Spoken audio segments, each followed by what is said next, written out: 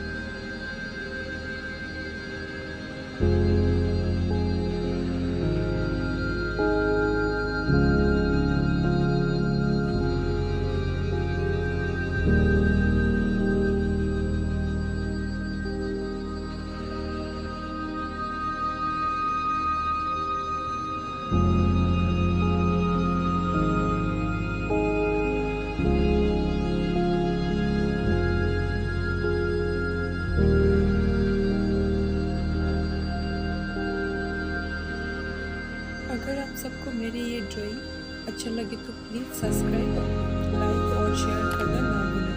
Thank you so much for watching.